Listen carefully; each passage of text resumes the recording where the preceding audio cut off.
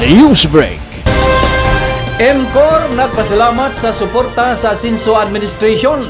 May padangat sa iyang pagpasalamat si MCOR President, Chief Operations Officer Mr. Nelson Aparijo sa kagamanang lokal sa Dakbayan sa Osamis, labi na ang Asinso Osamis Administration sa suporta sa kumpanya.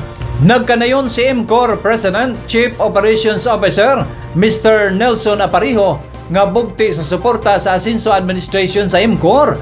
Ang kumpanya padayang mutuman sa obligasyon sa buhis o kuban pang rekisito sa syudad.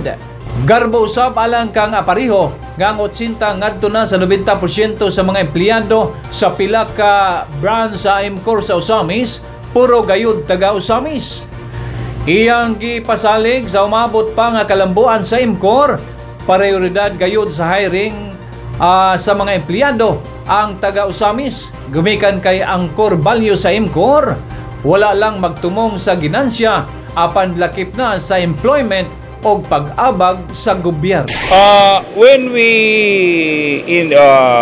our directions for the expansions, one, MCOR really looks at locally hiring our requirements. Meaning to say, kung asa may nga lugar nag-open, dito po may mang-hire og tao. Just like what you said, we are partnering, an active partner of every LGU in areas that we are in terms of employment opportunities. And aside of that, I would like also to assure the LGU of Osamis that MCOR is a large taxpayer, being recognized as the #1 large taxpayer in Mindanao. Particularly in the division of appliance selling. We would like also to tell that MCOR is really, we believe na yung sinasabi na give to Caesar what is for Caesar and give to God what is for God. Because we are paying updatedly, we are being BIR compliant, even LGU compliant in terms of giving the dues for the government. And to date, we have around 2,200